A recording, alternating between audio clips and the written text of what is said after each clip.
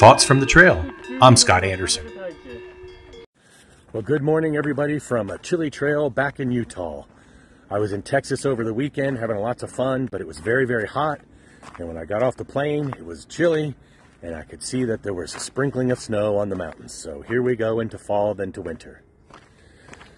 Well, to change our lives, it requires us to fundamentally change the way we act, think, and feel. And we must change our state of being. And how we think, feel, and behave is in essence our personality. And it is our personality that creates our personal reality.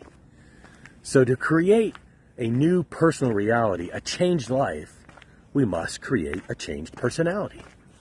Here is an obvious truism. In order to create change, we must change ourselves. Duh, just restating it. So in order to change ourselves, we must think greater than our present circumstances, greater than our current environment. One of my favorite examples of this was Viktor Frankl. He survived a Nazi concentration camp, and I guess we can all agree that the conditions in that camp were absolutely atrocious.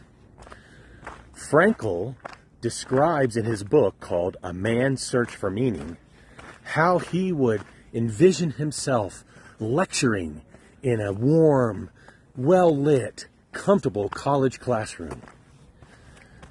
And while he couldn't just walk out of the concentration camp and start applying for professorships, he could lay the groundwork in his own personal thinking for something much better than his current circumstances.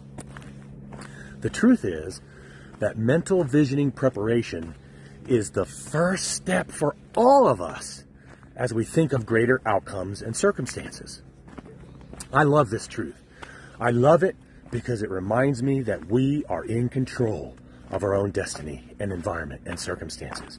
And with very few exceptions, every circumstance we are in is due to the thinking, feelings, and actions that we have had in the past.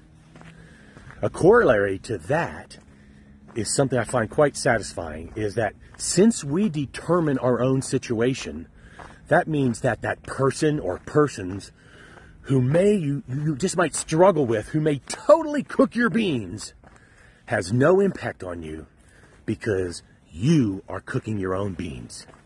Don't eat their beans, eat your beans. Now, I know that's a silly way of thinking about it. However, it's easy for me to remember. And maybe it's an easy way of thinking about it for you as well. As we look for fundamental changes and improvement in our lives, I hope we are all blessed to begin that journey with our thoughts, feelings, and related actions. This is a practice, of course. Perfection is elusive. Improvement is not. Be blessed and have a great day. See you next time.